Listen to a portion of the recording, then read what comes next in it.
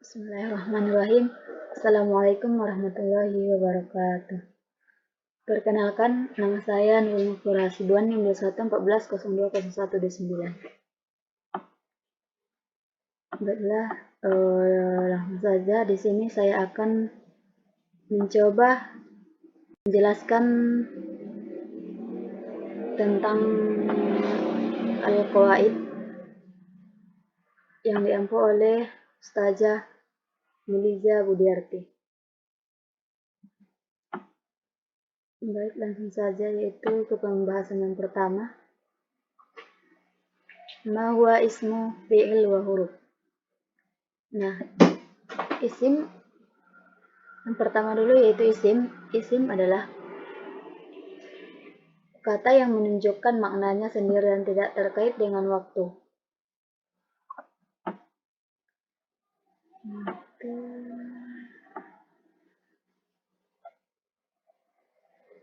Nah, selanjutnya fi'il. Fi'il adalah kata yang menunjukkan maknanya sendiri dan terkait dengan waktu. Sedangkan isim tadi itu tidak terkait dengan waktu. Selanjutnya yaitu fi'il terbagi 3. Yang pertama tuh ada fi'il madi, fi'il mudhorik, dan fi'il amar. Nah, pertama kita bahas dulu apa itu fi'il madi. Nah, fi'il madi di sini yaitu adalah kata kerja yang menunjukkan arti sesuatu pekerjaan atau peristiwa pada waktu lampau, kerja yang menunjukkan perintah. Nah, sedangkan fi'il mudhorik adalah yang menunjukkan pekerjaan atau peristiwa yang sedang atau akan terjadi. Nah, yang ketiga itu fi'il amar, kata kerja yang menunjukkan perintah. Nah, fi'il madi tadi itu kata kerja yang menunjukkan arti sesuatu atau pekerjaan. Mungkin bisa dibedakan dari artinya masing-masing. Baik, selanjutnya yaitu huruf. Huruf adalah kata yang tidak memiliki arti kecuali disambungkan dengan kata lain.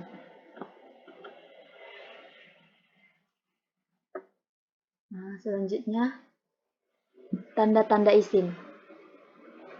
Yang pertama itu masuk alif lam, masuk huruf khafat, tanwin, masuk huruf qasam, dan khafat. Ya, selanjutnya yaitu tanda-tanda fi'il. Yang pertama itu masuk qad, yang kedua masuk sin, yang ketiga masuk saufa.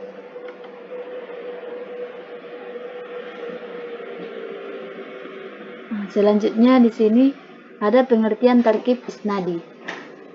Secara bahasa, isnadi berarti sandaran. Tarkib isnadi ada penisbatan atau penyandaran hukum pekerjaan pada mahkum ilaih atau mukallaf yang sudah dibebani atau dipekerjakan atau dikenai hukum.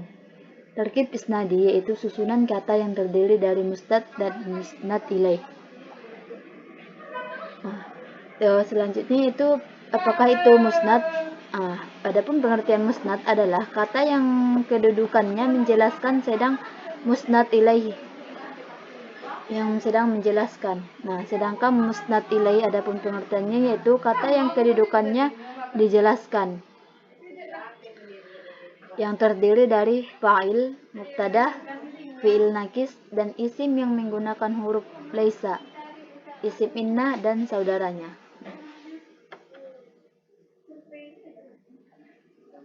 Selanjutnya yaitu pengertian tarkib wasfi. Adalah rangkaian kata-kata, sifat, dan kata bilangan yang lebih terdapat huruf ataf yang ditakdirkan.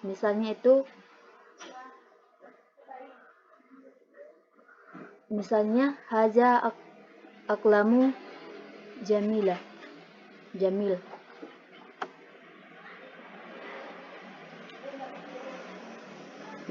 yaitu Qalamu sebagai wasfi dan zamil sebagai sifat. Di sini tadi qalamu sebagai mausuf dan zamil sebagai sifatnya. Selanjutnya ada tarkib idofi. Nah, di sini kita terlebih dahulu mengetahui apakah itu tarkib idofi. Tarkib idofi adalah satuan gramatikal atau kalimat yang terdiri dari kata yang disandarkan atau mudhof dan mudah yang disandari mudhof ilaih. Misalnya itu qalamun zaidin. Qalamun zaidin ini termasuk contoh tarkib idofi.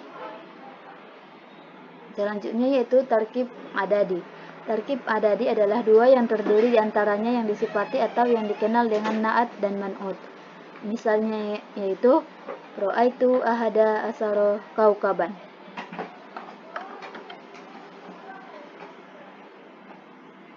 Selanjutnya tanda rafak. Rafak memiliki tanda-tanda. Yang pertama itu dhammah. Nah, dhammah di saat rafak juga terbagi 4. Yang pertama itu isim mufrad, contohnya zahaba aliyun. Yang kedua jamak taksir, contohnya bainal ulama. Yang ketiga jamak muannas salim, contohnya yaitu darasatil muslimati. Yang keempat fi'il mudhari, contohnya yazhabu ahmadu ila suq. Selanjutnya yaitu tanda rafak yang kedua waw. Waw di saat rafak itu terbagi 2. Yang pertama itu jamak muzakkar salim. Misal za'a muallimun. Yang kedua itu isim-isim yang 5 atau asmaul hamsah. Contohnya yaitu qoma Abu Bakar.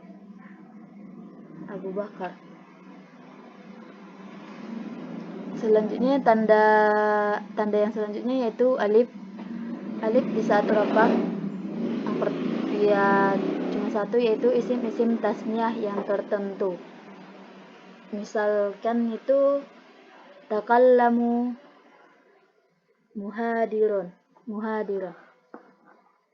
Yang keempat tanda rafak yaitu nun. Nun di saat rafak yang pertama itu fi'il mudhari yang bersambung dengan dhamir tasniyah ada 3. Yang pertama fi'il mudhari yang bersambung dengan dhamir tasniyah, contoh tazalisani. Yang kedua itu fi'il mudhari yang bersambung dengan dhamir zamak atau yazalisuna. Yang ketiga itu fi'il mudhari yang bersambung dengan dhamir muannas mukhatabah, yaitu tazalisina.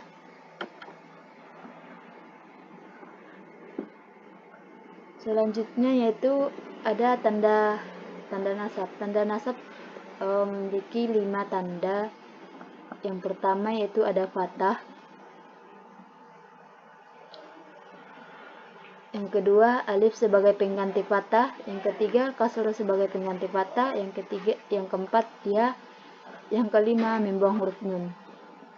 Yang pertama tadi itu fathah, itu terbagi 3, isim mufrad, jamak taksir, dan fi'il mudhari.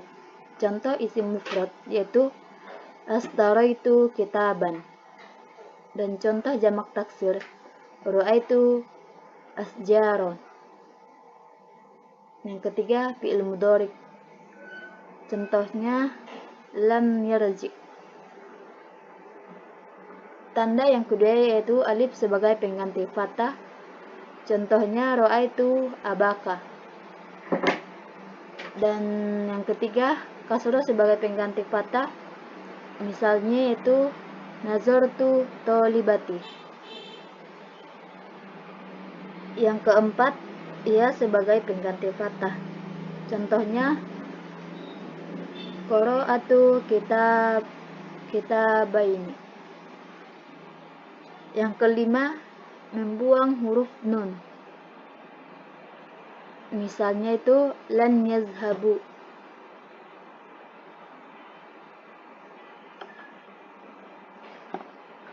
Selanjutnya yaitu ada tanda zar. Tanda zar memiliki 3 tanda, yaitu yang pertama harakat kasroh, harakat ya, dan harakat fathah. Yang pertama harakat kasroh terbagi 3. 1. Isim mufrad munsorib. Contohnya itu marartu bi Zaidin. Yang kedua jamak taksir munsorib. Contohnya marartu bir rizalin. Yang ketiga jamak muannas salim. Misalnya yaitu jalastu bi mu'minati. Selanjutnya tanda yang kedua yaitu harakat ya. Asmaul yang ya, harakat ya ini terbagi 3. Yang pertama asmaul hamsah. Misalnya marartu bi ahika. Yang kedua isim tasniyah. Misalnya jalastu bi muqlimina. Yang ketiga jamak muzakkar salim. Contohnya alhamdulillahi rabbil alamin. Yang ketiga tanda zar itu harakat fathah. Contohnya marartu bi ahmada. Bi ahmada di sini yaitu fathah, dan itu adalah tanda jar. Yang selanjutnya ada tanda jazam.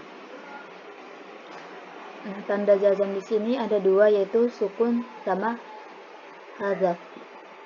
Sukun, contoh sukun yaitu lam yalid wa lam yulad. Yang kedua hadzaf. Hadzaf dibagi menjadi 2 lagi, yaitu yang pertama fi'il mudhari mu'tal akhir.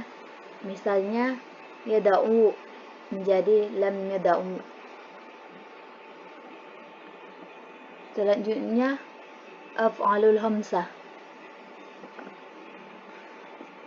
Misalnya yaitu yaf'aluna menjadi lam yaf'alu.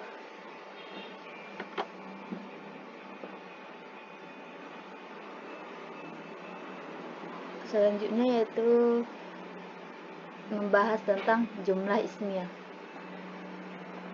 Jumlah atau kalimat yang diawali dengan isim. Kalimat ini terdiri dari susunan mubtada dan khobar. Misalkan yaitu alkitabu jadidun. Nah, alkitabu di sini sebagai mubtada dan jadid itu sebagai khobar. Mubtada adalah isim marfu atau ma'rifah yang berada di awal kalimat. Contohnya yaitu al-baitu nazifun. Sedangkan khobar merupakan predikat, yaitu bertugas menjelaskan atau menerangkan keadaan mubtada. Misalnya al-baitu nazifun. Nazifun sebagai keterangan.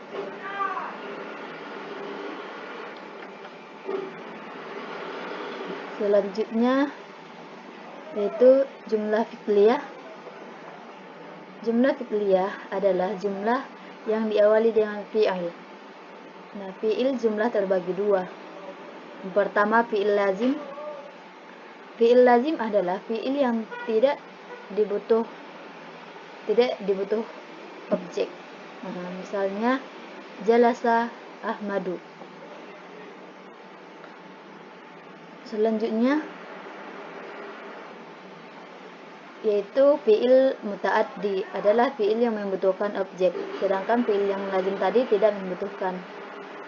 Fi'il yang lazim tadi tidak membutuhkan, sedangkan fi'il muta'addi membutuhkan objek. Misalnya yaitu hamala Zaidun kitabain. Di sini objeknya yaitu kitabain.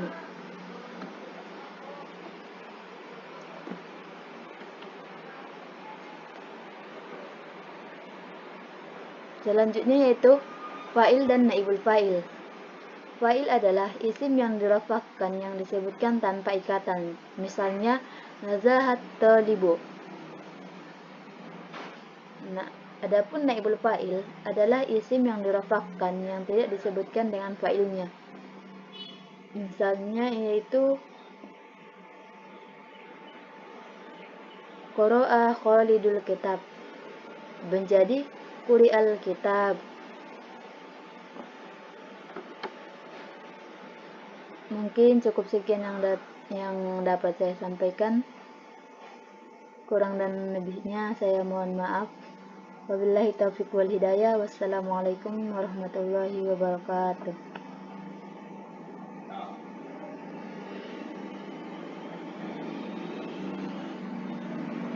Udah, disimpan lama kalau udah.